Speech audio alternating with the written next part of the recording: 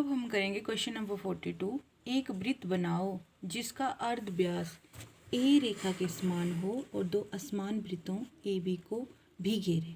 ठीक है, अब हमारे पास क्या दिए हैं, दो असमान वृत्त दिए हैं, वो हम ले लेंगे।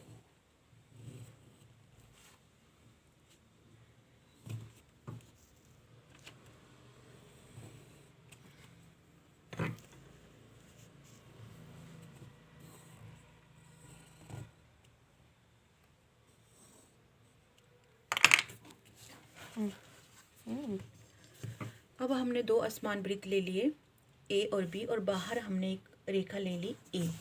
अब हम ए और बी को मिलाएंगे और आगे तक बढ़ाएंगे।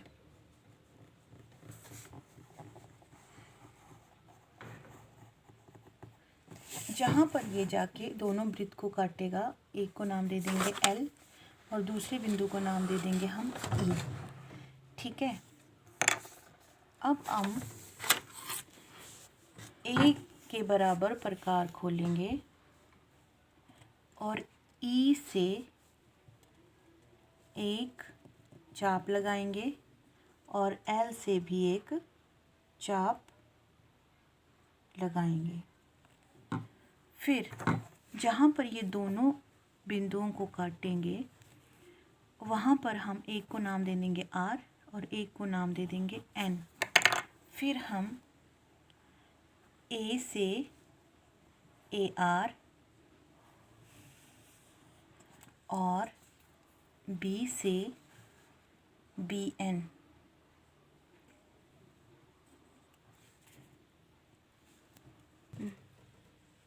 एल को केंद्र मानकर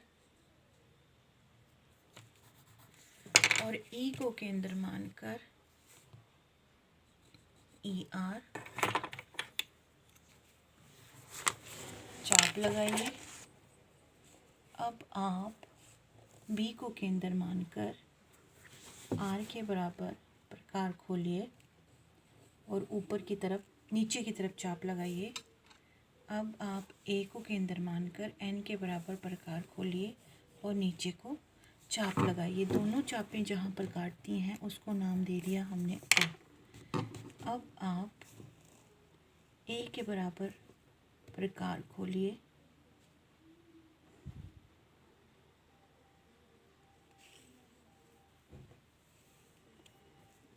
ए के बराबर प्रकार खोलिए और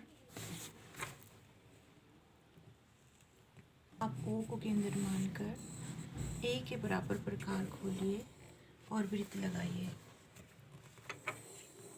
ये वृत्त दोनों वृत्तों को छुएगा और घेरेगा भी। अब हम लास्ट क्वेश्चन कर रहे हैं।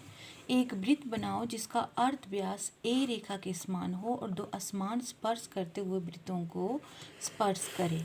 ठीक है, एक वृत्त लगाना है जिसका अर्ध व्यास ए रेखा के बराबर है और दिए हुए दो असमान वृत्त हैं जो आपस में स्पर्श कर रहे हैं, उनको भी स्पर्श करेगा। वृत्त ले लेंगे हम जो आपस में स्पर्श कर रहे हैं, ए और बी दोनों वृत्तों के केंद्र को आपस में मिला देंगे और आगे तक बढ़ा देंगे। जहाँ पर इस रेखा ने दोनों वृत्तों को काटा तो एल और आर नाम दे देंगे। अब हम ए के बराबर प्रकार खोलेंगे और एल से एल एन चाप लगाएंगे और आर से आर पी चाप लगाएंगे। इनको नाम दीजिए एन और पी। ठीक है, अब आप ए को केंद्र मानकर एन तक प्रकार खोलिए और ऊपर की तरफ चाप लगाइए। फिर आप बी पर पी के बराबर चाप खोलिए, प्रकार खोलिए और ऊपर की तरफ चाप लगाइए। जहाँ पर ये दोनों चापें आपस में कटेंगी उसको नाम दे दिया हमने सी। अब सी पे आप ए के बराबर प्रकार खोलिए और एक वृत्त लगाइए। ये वृत्त स्पर्श आपका वृत्त बन गया।